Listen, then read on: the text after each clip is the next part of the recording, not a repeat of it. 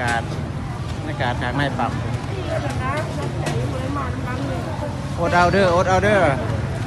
มาแต่6 โมงเช้าเนาะแต่เช้าวันนี้เห็นแต่เช้าก็หลายคนเนาะแต่เช้า8 โมง 9 โมง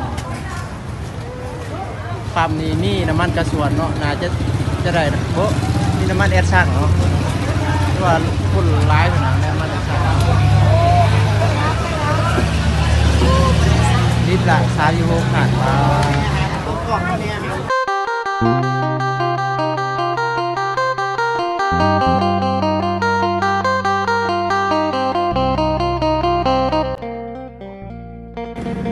แล้วประเทศเพื่อนบ้านประเทศไทยเนาะเป็นยังเพิ่นจึงบ่ส่งน้ำมันให้ประเทศลาวเนาะเอามื้อนี้ก็สิพาทุกคนเดินทางเลาะเบิ่งสถานการณ์เนาะ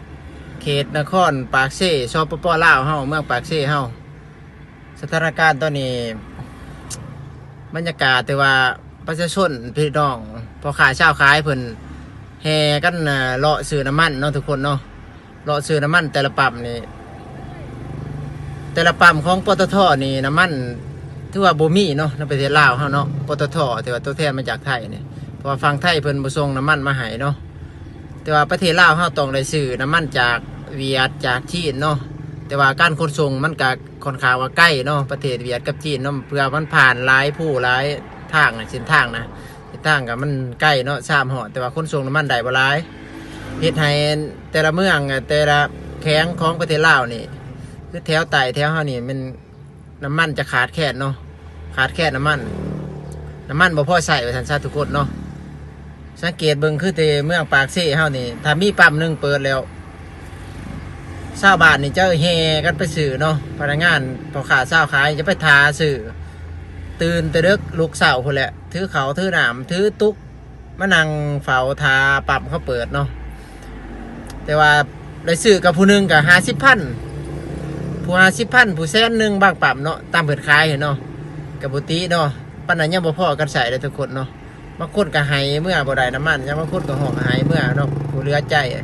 ถาแต่เช้าจนหอดคือถามาแต่6 โมงเช้าเลี้ยนคิวกันถาชื่อจนหอด9 โมง 10 โมง 11 โมงน้ำมันเบิดเนาะแอดสั่งเพราะน้ำมันแอดสั่งนี่รถจักรพาหนะของกันมวลชนประชาชนเฮาเนี่ยพ่อค้าชาวขายเพิ่นใส่หลายรถจักรเนาะรถจักรรถน้อยนี่น้ำมันแอดสั่งถือว่าขาดปั๊มรถทุกปั๊มขายนี่ชั่วโมง1 2 ชั่วโมงนี่เบิดรถแต่ละปั๊มกระส่วนก็ขาดอยู่แต่ละปั๊มกระส่วนก็บ่ค่อยมีแต่ว่าก็ยังโอเคอยู่กระส่วนเนาะยังพอได้แก้ไขแต่ละปั๊มเพิ่นก็ดึงเข้ามาน้ำมันจากเวียดลงมาจากเวียงจากนี่เอาไปเบิ่งบรรยากาศสดๆนำกันเนาะแต่ละปั๊มเนาะไปเลยทุกคนเอา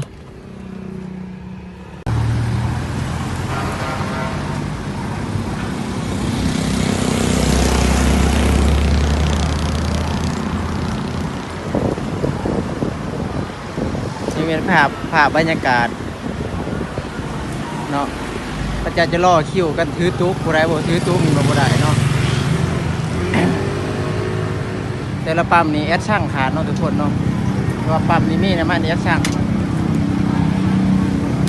ปั๊มนี้มีน้ำมันแอดช่างนี่ต้องถือตุ๊กมาซื้อบ่แม่นเอารถจักรเขาบ่ได้เลยเนาะจักจะเบิ่งที่เห็นอ้ายโอ้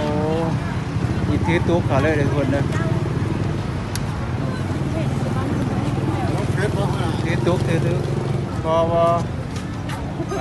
เถอะบรรยากาศทางในปั๊มอดเอาเด้อมาแต่6 โมงเช้าเนาะแต่เช้าวันนี้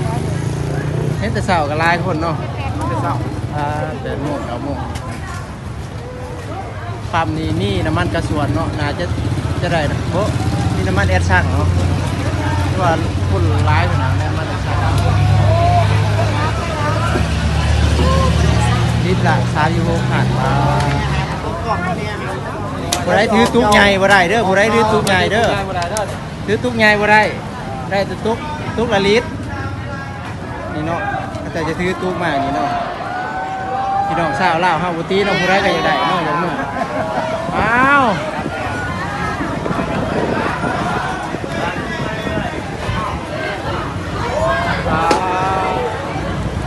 ขาจนเมื่อยบ่ได้ก็ชวนบ่เบิดจังม่วงเลยนี่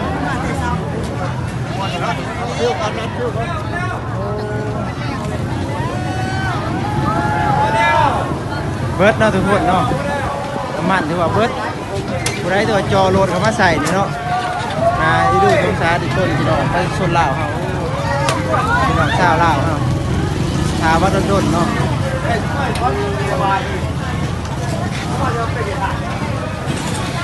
ยังมีอยู่ดียังมีอยู่นี่เขาจะแก้ไขอยู่รถผู้ใดถือรถขาข้างเนาะเลยแตกรถแตกขาเลย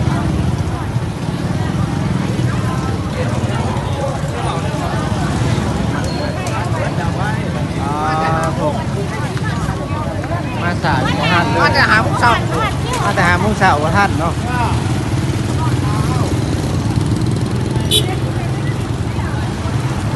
จอบเอาอีกต้นแรก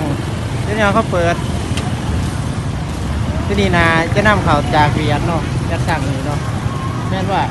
น้ำมันปั๊มนี่เขานำเขาจากเวียดเนาะจะสั่งจะแบบนี้ที่ว่าจากทางไทยนี่เพิ่นบ่ส่งเลย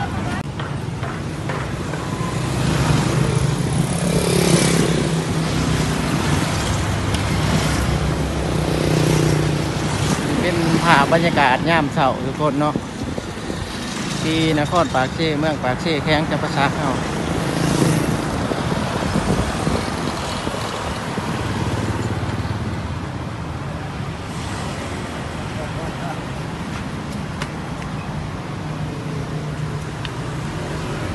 น้ำมันนี่เปิดแต่เช้าเนาะแต่6 โมงเนาะปั๊มน้ำมันรัดเนาะเปิดแต่เช้า8 โมง 9 โมงนี่มันเบิดเลยเนาะว่าคนนี่รถหลายยามเช้ารถติดเลยมันต่อกันมาใส่น้ำมันเนาะจากสงครามโลกกันอิหร่านกับจากสงครามระหว่างอิหร่านกับอิสราเอลเนาะสหรัฐนี่เฮ็ดให้ส่งผลสะท้อนต่อประเทศหลายประเทศเนาะพอจะเป็นด้านเศรษฐกิจด้านน้ำมันเนาะเบิ่งโอ้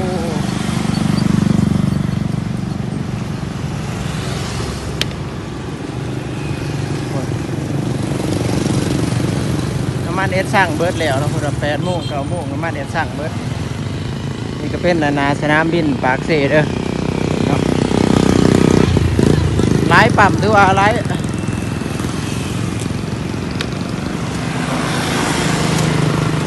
ตอนนี้เปิดให้เอสสั่งเบิร์ดเนาะเบิร์ดกระชวนมานี่กระชวนพนักงานใส่เอสสั่งนี่เบิร์ดแล้วเนาะปั๊มน้ำมันอยู่ลาวคือว่าแถวเดินวิ่งกับลูกค้ากับนิดๆเนาะส่วนนี้น้ำมันการเดินทางก็คือว่ายุ่งยากหลายเนาะ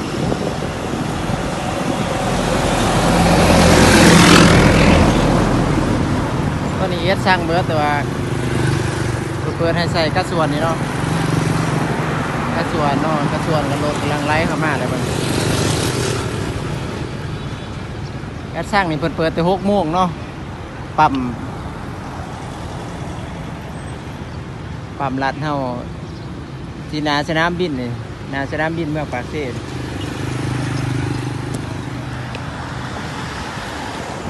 พอได้แก้ไขเนาะทุกคนเนาะแต่ว่าน้ำมันส่วนนี้ขาดเกินเนาะเพราะว่าประเทศไทยเพิ่นจะประส่งน้ำมันให้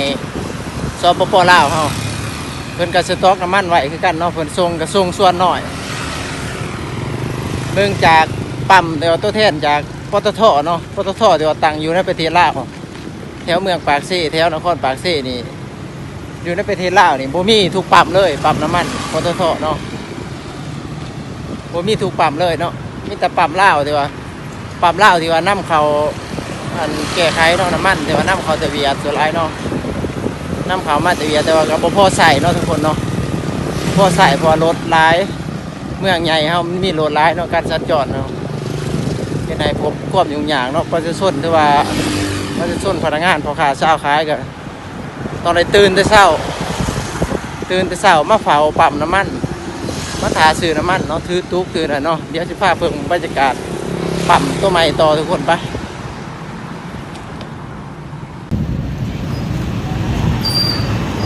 ติดยาวเหยียดเลยปากเซ่เขา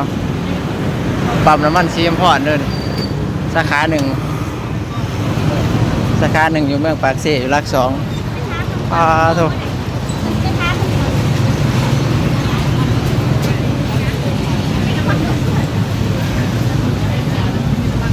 ขายดีขนาดเนาะขายดีขนาดเลยแต่มันจะได้เจ้าไงเว้ยโอ้สั่นแล้วต้องเอาหรอกบัวได้น้ำมันเขาดอกทั้งรถทั้งตู้เสียนัดเลยล่าสุด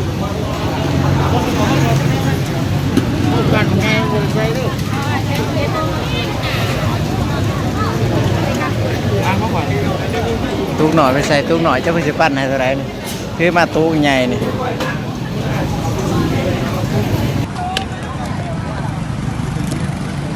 ตัวไรอันพี่น้องชาวลาวเขาปั๊มน้ำมันอยู่ว่าอยู่แถวซี่นี่เป็นน้ำเขามาจากน้ำมันเสียไฟลาวเวียดแล้วก็จากจีนเนาะแต่ว่าขนส่งมันจะยากเนี่ยขายนี่ประมาณ2 ชั่วโมง 3 ชั่วโมงเป็นเบิร์ดน้ำมันเนาะเข้าใจอยู่ที่บอกเบิร์ดมาส่วนทุกคนเขาจะเล็งเมื่อเบิร์ดหรอกบ๊ายบายพี่น้องเจอกันคลิปหน้าอีก